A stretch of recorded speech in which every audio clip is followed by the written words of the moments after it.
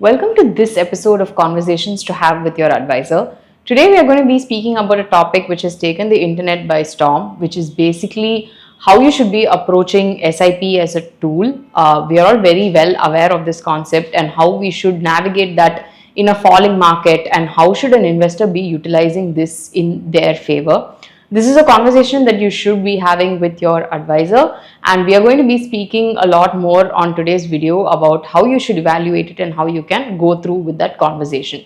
But first, let's understand what an SIP, systematic investment plan, is. That's a great question, and honestly a wonderful place to start this conversation is to understand how this systematic investing actually works. An SIP is a mandate that you set which allows you to invest into the markets on a regular basis. So you can have a monthly SIP or something that happens on a quarterly basis, but it's basically up to your comfort to decide that frequency and make sure that money is getting into the market, into a particular fund or scheme at a given date, at a given time. Now this is a great way to invest because it takes that stress off of deciding how much to save. You're always going to hit your savings target if you automate that investment, right? You're no longer controlling that discretion as to when to invest, how much to invest. Similarly, again, because it's an automatic investment, it doesn't matter what's happening in the market. So what we tend to do as investors is that when we see the markets are up, we question whether it's the right time to invest, or we might be more eager to invest at that point because we're seeing positive returns. And when markets are down, we might feel like we need to wait for it to fall a little bit more and time the bottom of the market. Or we might be a little nervous to put in more money at that point, given that our returns are not holding up so well. So from a behavior as well as a convenience perspective, SIPs work out really well for investors, and that's why it's been such a successful tool, because it helps us eliminate some of these big behavioral biases that we have. At the same time, it helps us capture market volatility in a very productive manner, right? So when markets are up, you're going to see positive returns. When markets are down, you're going to accumulate more units. So when markets recover, you actually tend to make higher returns. So this evening out of volatility, the convenience of having this automated investment, as well as this support system that you have in terms of avoiding timing the market and making these errors in judgment, really helps, and that's why the SIP has proved to be such a powerful and wonderful wealth creator. Well, largely from the looks of it, it appears like SIP is a very strong tool that is going to only be productive and help you in a wealth creation journey. But let's understand a little bit more in terms of why this whole debate has cropped up, right?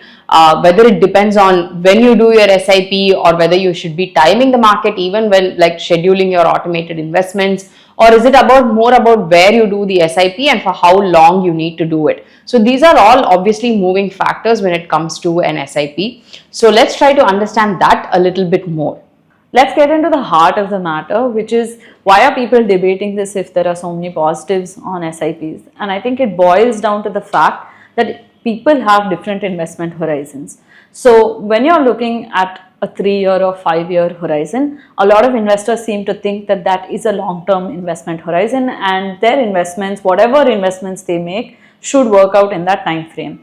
Now, when you look at past data of specific themes, categories, or even if you take specific funds, you can see underperformance on 3 years, 5 years, and even 10-year basis. And that's a risk. This is what many investors are not aware of. They don't realize that if I'm running an SIP or if I'm running a lump sum in a particular theme or idea, it's possible, not highly probable, but it's possible that I may not make good returns on a 3-year, 5-year, or even a 10-year basis. And because this nature exists, right, it's the investor's responsibility to actually make that decision and look at safer options if they're not going to be comfortable with a low return in this longer time frame. Now, when you look at SIP data and you extend the time horizon, right, and let's say you do something for 20 years, and this is not an unreasonable expectation to have, because if you're looking at your own retirement corpus and you're in your 30s or your 40s, you definitely have 20 years ahead of you, right? So you have a long enough runway to even things out. And when you have that as your long-term investment horizon, it doesn't matter. Your SIP is actually going to come out as a winning investment strategy. But it's this shorter time period, right, of 3 years, 5 years, sometimes even 10 years, where you can have negative or disappointing performance in certain themes and categories. And this is, of course, past performance is not indicative of future performance, and you have all of those caveats thrown in. But the basic idea is that are investors mentally prepared for bad returns or not? And when we look at the kind of experience they've had when most investors have come into the market, the kind of market that we're entering into, there is a sense that many people are underprepared for this, and there is a need to sort of look at the risks that you're dealing with and address them in a very productive manner. So I think the key takeaway that we are understanding here is that first we need to be prepared for how our portfolios are going to shape up this year in terms of returns and how they are going to be performing. So work with your advisor to set that expectation right in the beginning.